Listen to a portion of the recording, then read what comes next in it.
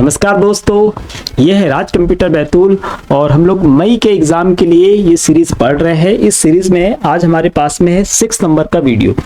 इसके पहले के जो हमारे पास वीडियो है उसकी लिंक मिलेगी आपको आई बटन में, है ना, तो आप वहां जाकर उसको देख सकते हैं। साथ में हमारी जो लाइव क्लासेस है वो मेंबरशिप बेस्ड स्टार्ट है, तो वो भी इवनिंग में रहती है, तो आप चाहो तो मेंबरशिप लेकर और live classes, live MCQ classes भी ज्वाइन कर सकते हो। ठीक है, इसके अलावा हमारे पास एप्लीकेशन में आप लोगों को एप्लीकेशन की लिंक डिस्क्रिप्शन में मिलेगी। आपको एप्लीकेशन में आपको जो फ्री कंटेंट है वो आपको मिलने वाला है। एप्लीकेशन आपने डाउनलोड करी होगी, 3 लाइन पर आप क्लिक करेंगे, इसके अंदर फ्री मटेरियल आपको मिलेगा, उसके अंदर सारा का सारा फ्री कंटेंट आपको मिल जाएगा। और यहाँ पर हमारे पास ये फुल कोर्स है, ये पूरा का पूरा कोर्स सीपीसीटी के लिए कंप्लीट कोर्स है। इसमें कंप्यूटर जो है आपको पहली चीज तो सिलेबस वाइज है, टॉपिक वाइज है, नया कंटेंट जुड़ जाता है। और यहाँ पे जो वीडियो लेक्चर है ये डिस्क्रिप्टिव फॉर्म में भी है और एमसीक्यू, मतलब डिस्क्रिप्टिव अलग है और एमसीक्यू अलग है। साथ में इसमें आपको लाइव क्लासेस भी मिल जाती है और साथ में इसमें मॉक टेस्ट जो है वो भी आपको इसी के अंदर इनबिल्ट मिलता है। अगर आप मॉक टेस्ट अलग से लगाना चाहो, जो कि मॉक टेस्ट हमको एग्जाम के लिए लगाना ही चाहिए, तो मॉक टेस्ट जो है आप अलग से भी ले सकते हैं। इसमें आपको मॉक टेस्ट जो मिलने वाले हैं ये 40 और 20 टोटल 60 नंबर के यहाँ पर आपको मॉक टेस्ट मिलने वाले हैं। और ये जो मॉक टेस्ट है इसमें 52 नंबर के 40 है, जिसमें आपको इसमें सिर्फ कंप्यूटर के मिल रहे हैं, हिंदी इंग्लिश दोनों फॉर्म में है। और यहाँ पर आपको 20 जो मिलते हैं ये 75 नंबर के हैं, मतलब एज इट जैसे एग्जाम में हमारे पास में सिलेबस के अकॉर्डिंग अलग अलग सब्जेक्ट के जो टेस्ट होते हैं, तो यहाँ पर वो पूरा सेट है। साथ में ये जो हमारे पास टेस्ट है, हमारे टेस्ट की खास बात ये है कि बिल्कुल एग्जाम पैटर्न पर ही इसका डिजाइन किया गया है। मतलब जैसा हमारे पास में एग्जाम जब देते हैं, जब जो हमारे पास एनवायरनमेंट होता है वही का वही आपको इस टेस्ट में, हमारे टेस्ट में भी आपको मिलने वाला है। ठीक है, तो उसको जाकर आप देख सकते हैं। हम स्टार्ट करते हैं आज की क्लास। पहला प्रश्न है आज का डीएससीपी। अच्छा, हमारी क्लास के लिए आपको बता दें कि हमारी क्लास के जो क्वेश्चन है वो हर बार एग्जाम में आते हैं। तो अगर आपके मन में संशय हो कि हम जो सीरीजें पढ़ रहे हैं इस सीरीज से क्या हमारा एग्जाम पेपर निकलेगा या नहीं निकलेगा, तो मैं आपको बता दूं कि हम जो पढ़ते हैं और जैसा मैं बताते चल रहा हूं वैसा आप पढ़ते चलिए, डेफिनेटली आपका पेपर निकलेगा। कहीं भी कोई शक की कोई गुंजाइश नहीं है ना। बस आपको पढ़ना पड़ेगा और जो जो टॉपिक मैं यहाँ पे कवर कराता हूँ इन टॉपिक्स को आपको अच्छे से तैयार करना होगा। ठीक है, और बाकी जो क्वेश्चंस रहते हैं और जितने डिटेल में हम लोग पढ़ सकते हैं उतना हम यहाँ पर जरूर पढ़ते हैं। यहाँ पर हमारे पास है डीएससीपी। डीएससीपी क्या होता है, अगर हम इसके फुल फॉर्म की बात करें तो डायनामिक होस्ट कॉन्फ़िगरेशन प्रोटोकॉल। क्या है? डायनामिक होस्ट कॉन्फ़िगरेशन प्रोटोकॉल इसका फुल फॉर्म है। इसका फुल फॉर्म भी एग्जाम में आता है। क्या काम करता है ये? हमको बोल रहे हैं इंक्रिप्ट डाटा करेगा, assign IP address, block viruses या रूट पैकेट्स करेगा। तो आपको बता दें कि जो dynamic host configuration protocol DHCP जो होता है ये नेटवर्क में, जैसे हम नेटवर्क में कंप्यूटर कनेक्ट कर देते हैं आपस में, तो उनको ये अपने आप क्या दे देगा? आईपी एड्रेस दे देगा, है ना। ऑटोमेटिकली क्या करेगा? आईपी एड्रेसेस को असाइन कर देता है। ये आप याद रखना, अलग से देने की जरूरत नहीं पड़ेगी, है ना। फिर अगर कॉन्फ़िगरेशन आपको करना है तब आप अलग से निकाल के आईपी एड्रेस और फिर दे सकते हैं स्विच लगा के, अदरवाइज ये अपने आप सबको आईपी एड्रेस अलग अलग दे देगा। इसके बाद आता है हमारे पास इंटरप्ट। क्या होता है भैया? इंटरप्ट क्या होता है बेसिकली? तो इंटरप्ट के लिए हमारे पास ऑप्शन है, ये सॉफ्टवेयर एरर होती है, सिग्नल टू सीपीयू होता है, हार्डवेयर फेलियर होता है या मेमोरी ब्लॉक होते हैं। तो इंटरप्ट जो होता है, तो इंटरप्ट आपको बता दूं मैं, ये होता है एक प्रकार का सिग्नल, है ना। और ये सिग्नल किसके लिए होता है? तो ये सिग्नल होता है हमारे पास में किसके लिए? सीपीयू के लिए, सेंट्रल प्रोसेसिंग यूनिट, जिसको हम ब्रेन ऑफ कंप्यूटर कहते हैं, उसके लिए जनरेटेड जो सिग्नल होता है वो कहलाता है क्या? इंटरप्ट, है ना। और ये सिग्नल होता है, इसको याद रखिएगा। और किसके लिए होता है हम लोगों ने बात कर ही ली है, तो इसको याद रखिएगा। अगला प्रश्न है बैंडविड्थ। बैंडविड्थ क्या होती है? तो बैंडविड्थ बेसिकली, हाँ, क्या दर्शाता है वही पूछ रहा है हमको। बैंडविड्थ बेसिकली क्या होती है? तो आपके डाटा जो आप ट्रांसफर करते हैं, है ना, नेटवर्क में या इंटरनेट पे जब हम डाटा ट्रांसफर करते हैं तो उसकी जो स्पीड होती है, गति जो होती है, उसको दर्शाने के लिए बैंडविड्थ का यूज किया जाता है। अब बेसिकली इसमें क्या होता है, जैसे बैंडविड्थ है, इसकी जो मानक हम लोग यूज करते हैं, तो हम यूज करते हैं बिट पर सेकेंड। है ना। तो बिट पर सेकंड जो होती है ये हम इसकी स्पीड, डाटा ट्रांसफर की जो दर या गति होती है, इससे हम उसको निकाल सकते हैं। तो बैंडविड्थ के लिए हम लोग क्या यूज करते हैं, बीपीएसबी यूज कर सकते हैं, बिट्स पर सेकंड, है ना, या बिट पर सेकंड ऐसा भी हम बोल सकते हैं। ठीक है, तो इसको आप जरूर याद रखिएगा। तो हमारे पास में बोल रहा है डेटा स्टोरेज के लिए है, डेटा की स्पीड है, डेटा सिक्योरिटी है, डेटा टाइप है। तो बीपीएस है ना, क्या होगा, बैंडविड्थ, ये क्या हमारे पे डेटा की स्पीड होती है, इसको आप याद रखिएगा। अगला है टीसीपी आईपी मॉडल में कितनी लेयर होती है। देखिए हम लोग हमारे एग्जाम में जो मॉडल्स पढ़ते हैं, बेसिकली हम दो मॉडल पढ़ते हैं, एक हम पढ़ते हैं ओएसआई मॉडल और एक हम पढ़ते हैं टीसीपी आईपी मॉडल। यहाँ पर टीसीपी आईपी मॉडल बोल रहा है, ये बोल रहा है कि हमको कितनी लेयर इसमें होती है। देखिए शुरुआत में इसमें शुरू हुआ था तब 5 लेयर थी, वर्तमान में हम लोग इसमें पढ़ते हैं सिर्फ 4 लेयर। ठीक है, 4 लेयर पढ़ते हैं। क्या आंसर आएगा इसका, ये आएगा 4th वाला। कौन कौन सी लेयर होती है, अगर इसकी हम बात करें तो हमारे पास में क्या होती है, एक इसमें होती है एप्लीकेशन लेयर, फिर हमारे पास में होती है ट्रांसपोर्ट, फिर हमारे पास में होती है इंटरनेट, और इसके बाद जो हमारे पास में होती है वो होती है नेटवर्क एक्सेस। कुल मिला के हमारे पास में टीसीपी आईपी जो मॉडल होता है इसमें कितनी लेयर होती है, इसमें होती है हमारे पास में 4 लेयर या 4 लेयर होती है। और लेयर कौन सी होती है, ये वाली, इसको आप याद कर लीजिएगा। ठीक है, चलिए इसके बाद हमारे पास में है, अच्छा हाँ ठीक है, वह इनपुट आउटपुट डिवाइस जिसके माध्यम से डेटा कंप्यूटर सिस्टम में प्रवेश करता है ना। तो ऐसा कौन सा इनपुट और आउटपुट डिवाइस होते हैं, इनपुट आउटपुट डिवाइस होते हैं, है ना, जिससे कंप्यूटर सिस्टम में प्रवेश करता है क्या, डेटा, या बाहर निकलता है। तो या तो उससे अंदर जाएगा या बाहर आएगा, तो या तो वो इनपुट होगा या आउटपुट, या दोनों की हम बात कर लेते हैं कि ऐसे डिवाइस है जिनसे डाटा कंप्यूटर के अंदर जाता भी है और बाहर भी आता है, कहलाता है ना। तो क्या कहलाता है वो, कीबोर्ड कहलाएगा, टर्मिनल, प्रिंटर या प्लॉटर। देखिए यहाँ पर अगर हम बेसिकली देखें, कीबोर्ड हमारे पास में क्या है, इनपुट डिवाइस है, प्रिंटर हमारे पास में क्या है, आउटपुट डिवाइस है, प्लॉटर हमारे पास में क्या है, ये भी आउटपुट डिवाइस है ना।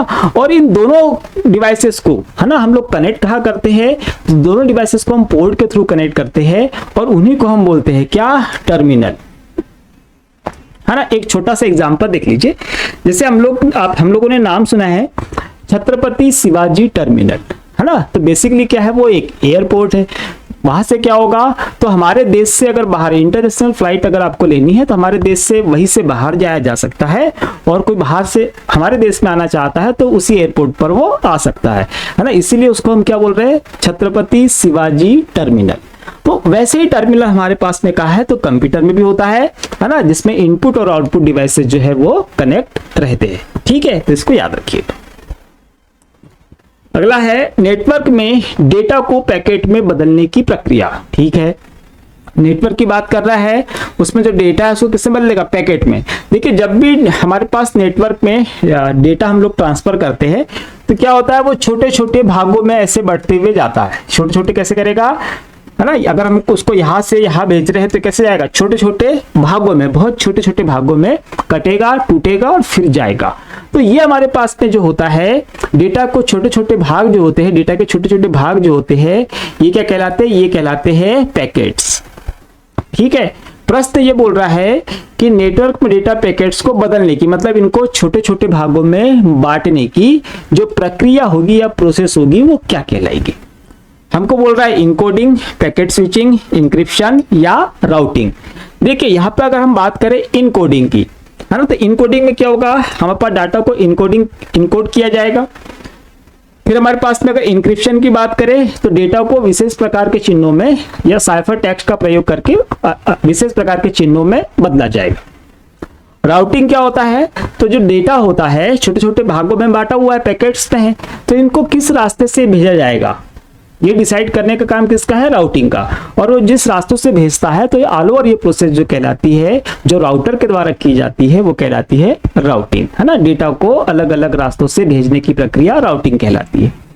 डेटा को छोटे छोटे भागों में बांटने की प्रक्रिया क्या कहलाती है, ये कहलाती है पैकेट स्विचिंग। एक प्रश्न का आंसर और देख लीजिए आप।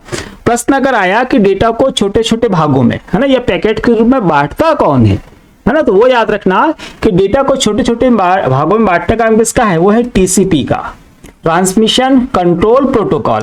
और ये अकेला काम करता है क्या, नहीं, इसके साथ में क्या होता है, आईपी।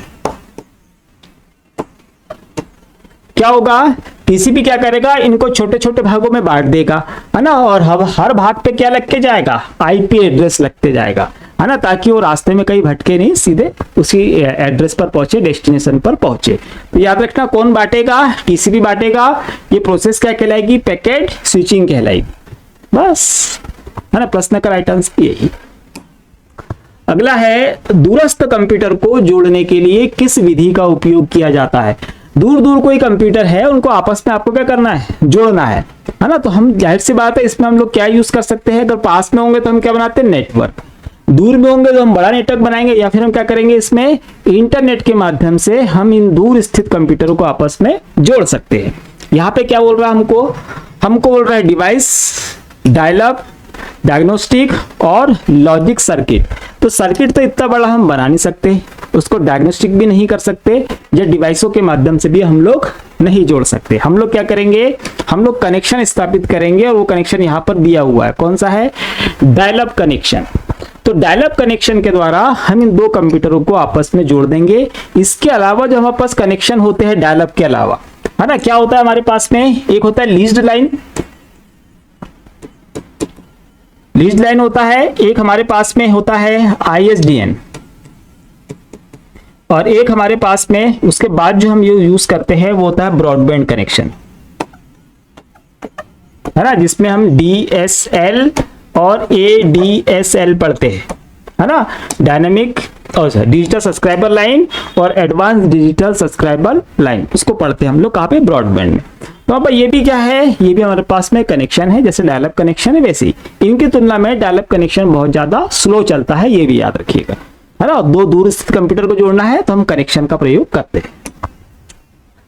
कौन सा ऑपरेटिंग सिस्टम मल्टीटास्किंग सपोर्ट करता है। मल्टीटास्किंग क्या होता है, एक ही समय में एक से ज्यादा कामों को करने की क्षमता मल्टीटास्किंग कहलाती है ना।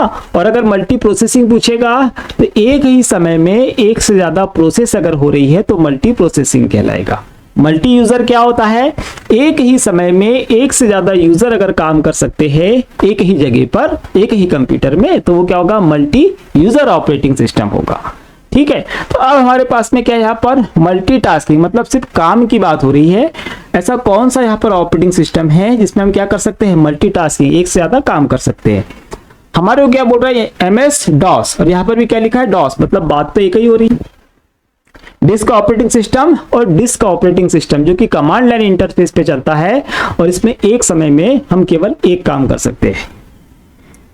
यहाँ पे बायोस बोल रहा है, तो बायोस तो कोई भी ऑपरेटिंग सिस्टम नहीं है भैया। बायोस क्या है, बेसिक इनपुट आउटपुट सिस्टम है, जिसको हम रोम भी कहते हैं, है ना। और ये क्या है, कंप्यूटर के कॉन्फ़िगरेशन संबंधित जानकारी इसके अंदर होती है। तो ये तो है ही नहीं, ऑप्शन से सीधे गायब हो जाएगा, और ये दोनों हो नहीं सकते। क्या बचा हमारे पास में, हमारे पास बचा है यूनिक्स। तो यूनिक्स जो है हमारे पास में ये मल्टीटास्किंग ऑपरेटिंग सिस्टम है। इसके अलावा विंडोज जो है वो भी मल्टीटास्किंग है, एंड्रॉइड जो है ये भी मल्टीटास्किंग है। ठीक है, तो इसको आप याद रखेंगे। लिनक्स भी है, रेड हैट भी है, ये सारे के सारे मल्टीटास्किंग ऑपरेटिंग सिस्टम होते हैं। डॉस नहीं होता है। ठीक, एमएस वर्ड 2016 में निम्न में से पेज लेआउट मेन्यू के किस समूह में इंडेंट विकल्प की सेटिंग होती है ना। तो एमएस वर्ड किसका पूछ रहा है मुझसे, 2016 के। अब इसके किस टैब की बात कर रहा है, हाँ किस ऑप्शन में, मतलब एमएस वर्ड 2016 में पेज लेआउट मेन्यू में किस समूह में, तो कौन सा ऐसा ग्रुप होता है जिसमें इंडेंट के विकल्प पे सेटिंग हमको मिलती है।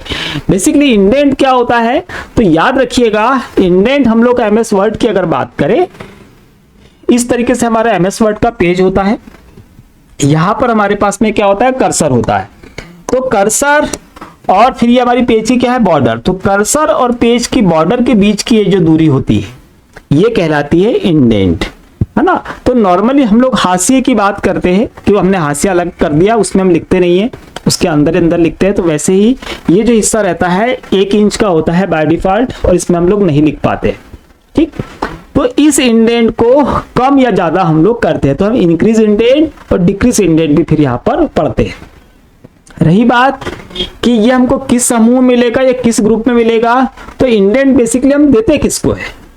अगर हमको इंडेंट देना होगा तो किसको देंगे भाई, यहाँ पर हमने 4-5 ऐसी लाइनें लिखी होगी, इन्हीं को हमको इधर सरकाना होगा या इधर सरकाना होगा। इन्हीं को सरकाने के लिए हम लोग इंडेंट देते हैं कि बॉर्डर से थोड़ा सा दूर हो जा भैया, है ना। या तो हम एक लाइन देंगे जिसको हम क्या बोलेंगे, हैंगिंग इंडेंट बोलेंगे, टैब से भी हम लगा देते हैं, है ना, सिंगल लाइन इंडेंट।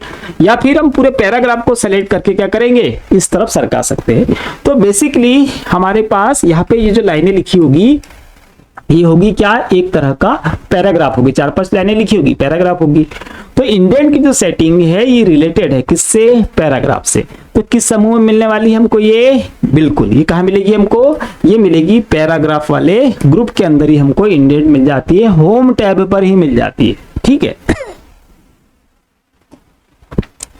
चलिए इसके बाद हमारे पास में है MS वर्ड 2016 के नए संस्करण में दस्तावेज डिफॉल्ट रूप से मैक्रो फाइल का एक्सटेंशन, मैक्रो फाइल का एक्सटेंशन पूछ रहा है हमसे, कहां पर, 2016 के लिए। तो मैं आपको एक चीज क्लियर करा दूं, MS ऑफिस पैकेज के किसी भी वर्जन में ये जो मैक्रो का एक्सटेंशन है ये जैसा का वैसा है ना। चाहे हम पुराना वर्जन देखें, यहाँ पर 16 बोल रहा है, चाहे 19 बोल दे, 20 जो लगे, 21 बोल दे, 24 बोल दे, जो लगे वो बोल दे, हमको कोई फर्क उससे नहीं पड़ता। क्यों, क्योंकि इसका जो एक्सटेंशन है ये शुरू से जैसा का वैसा ही है, पुराने वर्जन में भी यही है। क्या होगा, .doc और क्या लग जाएगा यहाँ पर, m। तो .docm जो है ये मैक्रो की फाइल का एक्सटेंशन है। मैक्रो क्या होता है उस पर थोड़ी सी चर्चा कर लेते हैं। देखिए मैक्रो क्या होते हैं, बेसिकली जब भी हम पेजेस सेट करते हैं, एक से ज्यादा पेज या हम 100 पेज सेट करते हैं, सबकी सेटिंग एक जैसी है। तो पहले हम एक पेज सेट करेंगे और वहीं पर हम मैक्रो को क्या कर लेंगे, ऑन कर लेंगे। मैक्रो ऑन करने के बाद में अब उस पेज पे हम जितनी भी सेटिंग अप्लाई कर रहे हैं उन सारी सेटिंग्स को मैक्रो क्या कर लेगा, रिकॉर्ड कर देगा। तो बेसिकली हुआ क्या, आपकी सेटिंग को रिकॉर्ड करने के लिए हम मैक्रो का यूज करते हैं। मैक्रो की शॉर्टकट की अगर एग्जाम में पूछे आपसे तब क्या आंसर होगा, तो मैक्रो की शॉर्टकट की आप याद रखना क्या होती है, Alt + F8। Alt + F8 जो होती है ये मैक्रो की शॉर्टकट की होती है बस। तो मैक्रो क्या होता है उस पर हमने बात कर ली, मैक्रो का एक्सटेंशन क्या होता है उस पर हम लोगों ने बात कर ली, है ना। और क्या बात कर ली हम लोगों ने, शॉर्टकट की पे, बस इतना सा याद रखना है। इसके अलावा ये नए वर्जन की हमारे पास में डॉक्यूमेंट फाइल का एक्सटेंशन है, ये इसके पहले हमारी पास में है ना। DOT हमने DOT हम जरूर पढ़ते हैं टेम्पलेट के लिए, पर M नहीं, है ना। और यहाँ पे DOCM जो है हमारे पास में ये किसकी है, ये मैक्रो की है। ठीक, फिर हमारे पास में है माइक्रोसॉफ्ट वर्ड में टेक्स्ट के चयनित भाग पर Ctrl + स्पेस बार का क्या प्रभाव पड़ेगा, है ना। अब भाई कहाँ की बात कर रहे हैं हम, माइक्रोसॉफ्ट वर्ड की बात कर रहे हैं, है ना। इसमें टेक्स्ट के चयनित भाग पर Ctrl + स्पेस बार का क्या प्रभाव पड़ेगा, है ना। क्या हमारे पास में कंट्रोल है और स्पेस बार, तो Ctrl + स्पेस बार जो होता है ये किस लिए प्रयोग करते हैं हम लोग, हमको बोल रहा है दस्तावेज के अंत में कर्सर ले जाने के लिए। देखो दस्तावेज के अंत में अगर हमको कर्सर ले जाना है ना, मतलब डॉक्यूमेंट के अंत में अगर हमको ले जाना है तो हम क्या करेंगे, हम यूज करेंगे Ctrl+ और एंड की यूज करेंगे। दस्तावेज के शुरुआत में ले जाना है, दस्तावेज के शुरुआत में अगर ले जाना होगा तो हम क्या यूज करेंगे, Ctrl+ होम की, है ना। अपर केस से लोअर केस में अगर बदलना है हमको तो हम लोग क्या यूज कर लेंगे, F3।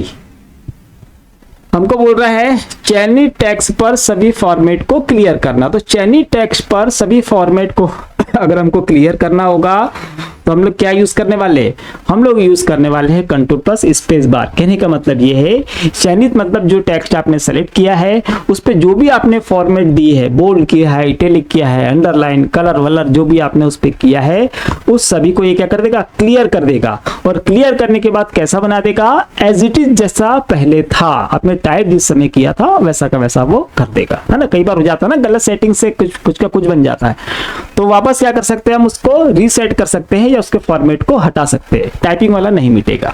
ठीक है, तो इसको याद रखना, क्लियर फॉर्मेटिंग की ये शॉर्टकट की होती है, ये भी याद रखिएगा। अगला क्वेश्चन है, इनमें से कौन सा आउटपुट डिवाइस नहीं है? आउटपुट डिवाइस कौन सा नहीं है? तो हमको इनपुट डिवाइस पता होने चाहिए, इजी क्वेश्चन है।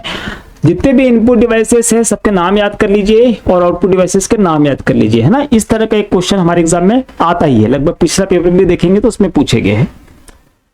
प्लॉटर क्या हमारे पास में? तो भैया प्लॉटर हमारे पास में आउटपुट डिवाइस है। स्पीच सिंथेसाइजर, स्पीच सिंथेसाइजर के ये मशीन होती है हमारे पास में, ये भी क्या हमारे पास में output devices. MICR magnetic ink character recognise, ये क्या है हमारे पास में? ये हमारे पास में इनपुट डिवाइस है। स्मार्ट एंड इंटीग्रेटेड टर्मिनल, ये हमारे पास में क्या है? तो ये हमारे पास में है आउटपुट डिवाइस।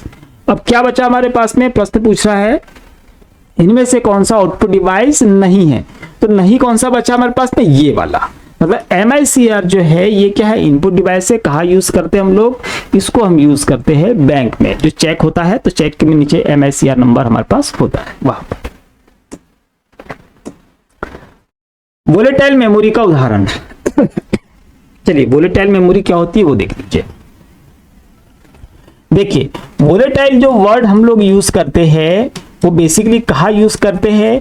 यहां पर हम यूज करते हैं बिजली सप्लाई से, है ना। जब तक बिजली सप्लाई चलते रहेगी उसके अंदर का डाटा कैसा होगा? जैसा का वैसा। बिजली सप्लाई जब तक चलते रहेगी तब तक इसके अंदर डाटा जैसा का वैसा रहेगा, लाइट जाने के बाद हट जाएगा, है ना। तो जब तक बिजली सप्लाई इसमें आती रहेगी इसके अंदर जो डाटा होगा वो जैसा का वैसा रहेगा।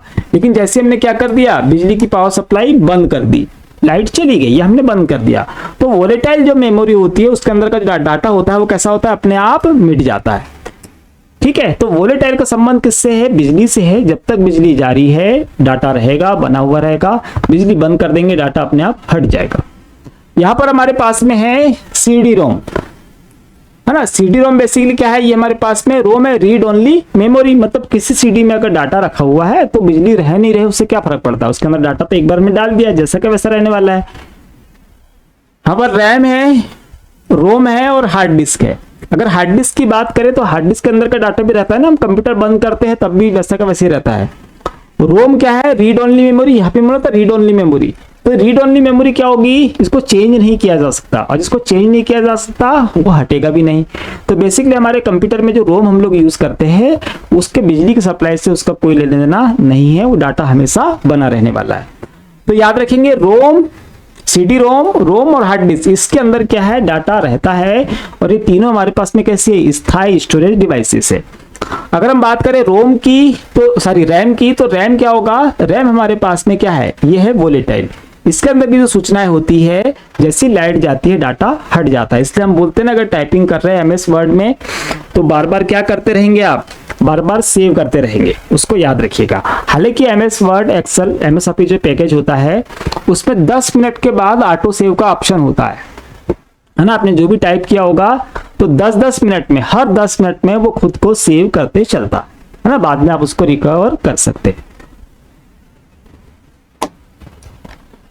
नेटवर्क में डेटा भेजने की सबसे छोटी इकाई क्या है? नेटवर्क में आपको डेटा भेजना है तो किसी भी डेटा को जब हम भेजते हैं, ट्रांसफर करते हैं, तो सबसे छोटी इकाई क्या होती है? तो आपको याद होगा, अभी हमने बैंडविड्थ देखा था, उसमें बात करी थी किसकी? BPS की, है ना, बिट्स पर सेकंड की बात करी। तो क्या था? पे बिट था, तो सबसे छोटी इकाई क्या आएगी? यहाँ पर बिट ही आएगी, है ना, बिट पर सेकंड, है ना। बाइट बहुत बड़ा हो जाएगा, फ्रेम और बड़ी, पैकेट छोटे छोटे हिस्से डाटा के वो कहलाते हैं। तो बिट क्या होगी? सबसे छोटी यूनिट होगी, या सबसे छोटी क्या होगी? इकाई होगी नेटवर्क में डाटा भेजने की, इसको आप याद रखिएगा। OSI मॉडल में कितनी लेयर्स होती है? हाँ, OSI लेयर में इसके पहले हमने क्या देखा था?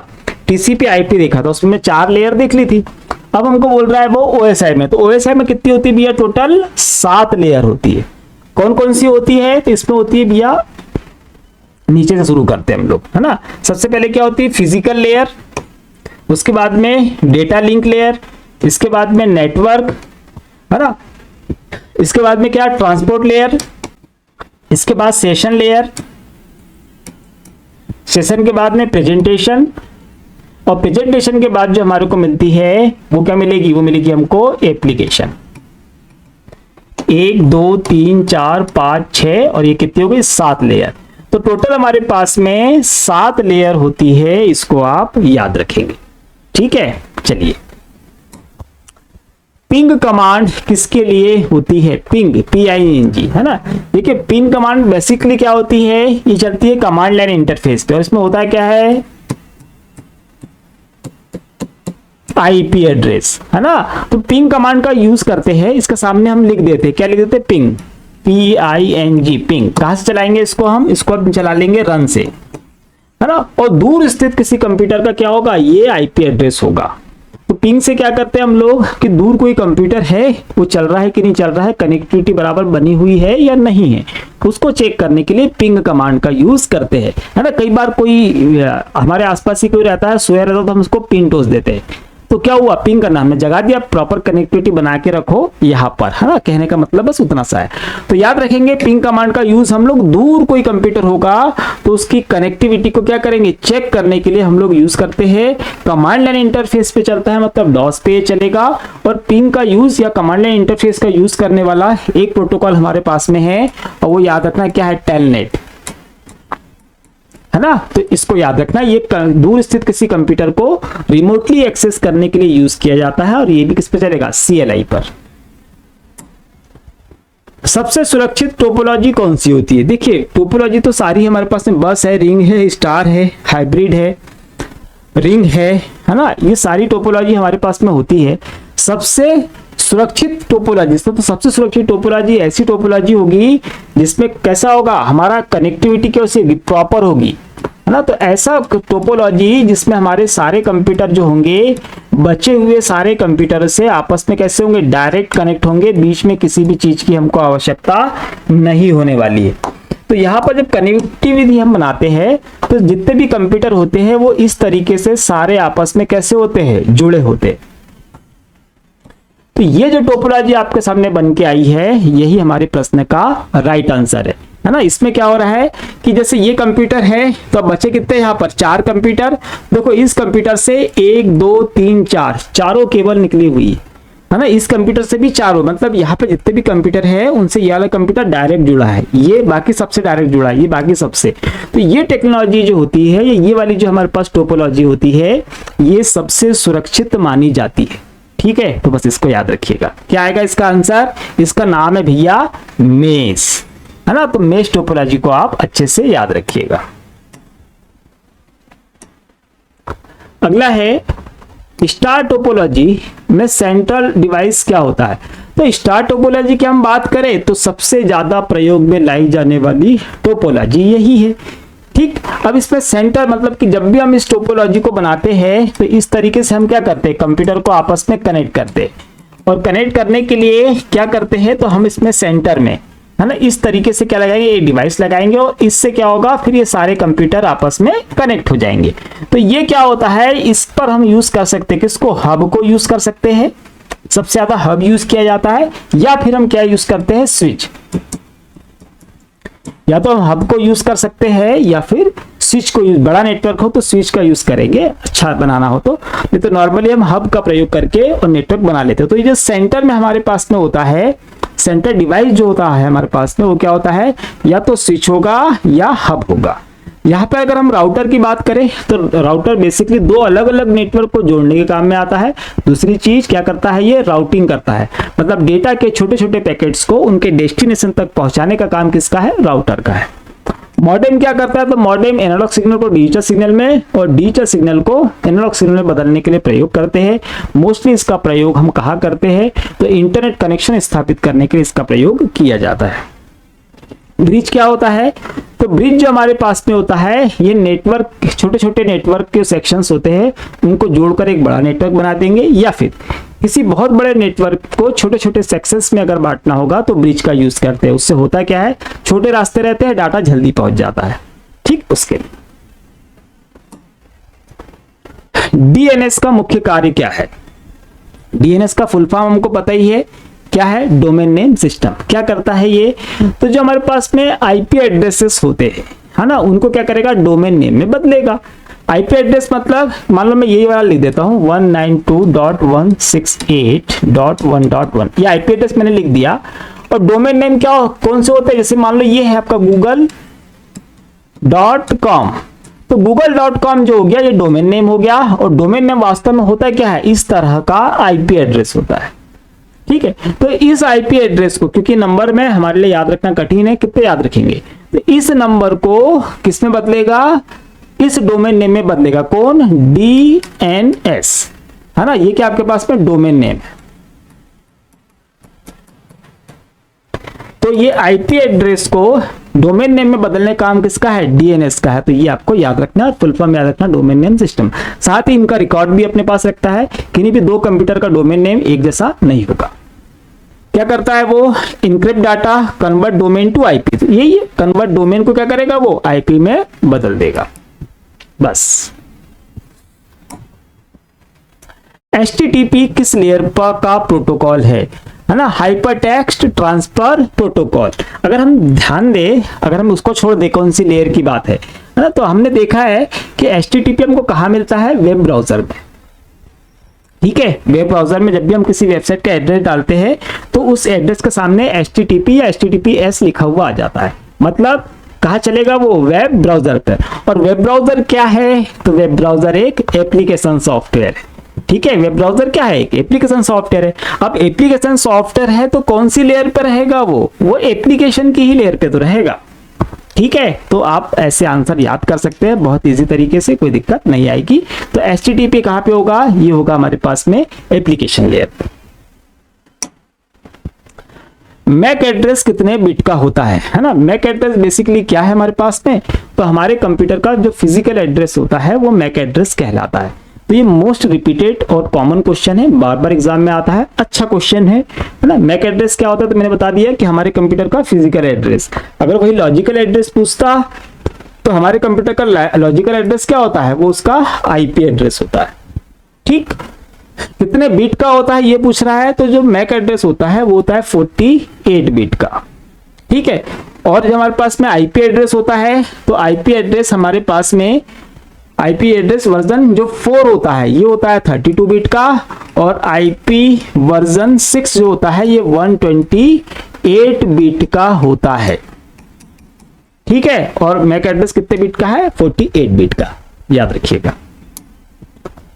स्विच किस लेयर पर काम करता है, अब स्विच है भैया, स्विच मतलब अगर हम बात करें, जैसे ये देखिए, ये हमारे पास में क्या है, ये हब है, इसका बड़ा स्वरूप क्या कहलाएगा, स्विच कहलाने वाला है। तो अब स्विच जो होगा किस लेयर पे होगा भाई, इसका प्रयोग हम कहाँ करेंगे, हब या स्विच का प्रयोग हम कहाँ करेंगे, कि हमको कंप्यूटर को आपस में जोड़ना है, नेटवर्क हमको बनाना है, तो वहां पर हम इसका प्रयोग करने वाले हैं। तो कहाँ पे जोड़ेंगे हम लोग इनको, है ना, तो ये जो लेयर कहलाएगी हमारे पास में, जहां पे हम सारे कंप्यूटर को आपस में लिंक करने वाले हैं, वो कहलाएगा हमारे पास में डेटा लिंक लेयर।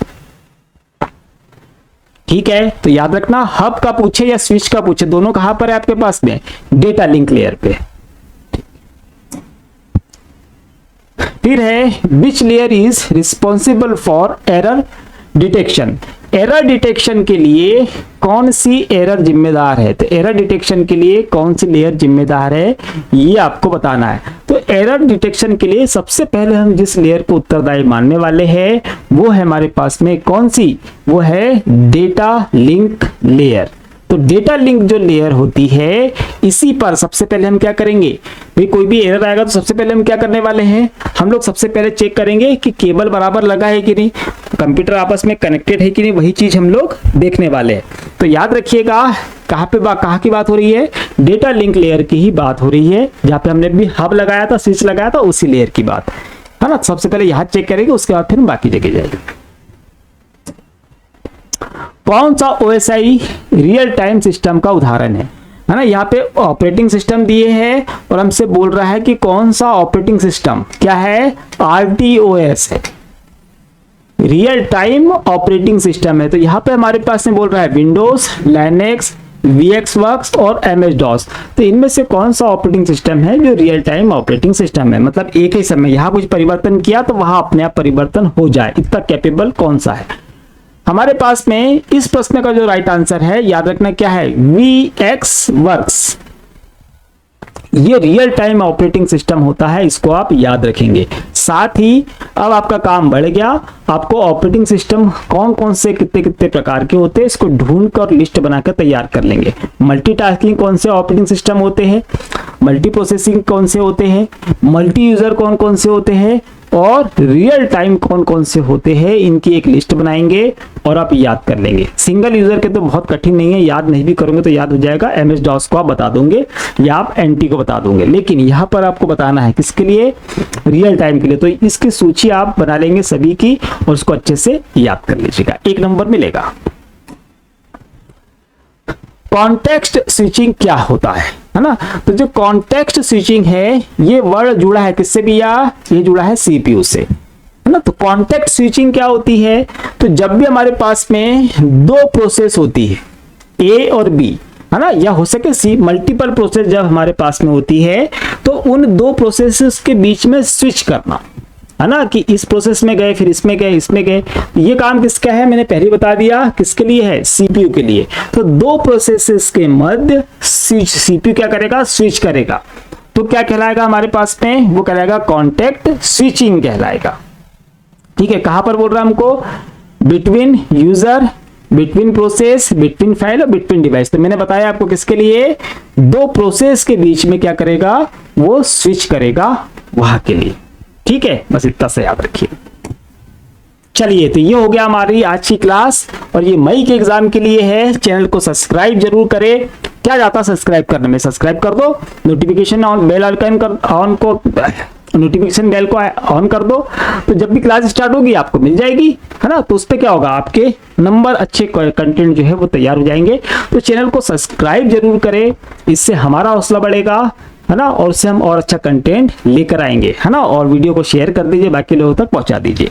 ठीक है, अब हम मिलेंगे लाइव क्लास में। जिन लोगों ने मेंबरशिप ली है तो हम मिलते हैं लाइव क्लास में जल्द। ठीक है, और बाकी लोगों के लिए हम मिलने वाले हैं कल नए वीडियो के साथ। तब तक के लिए जय हिंद।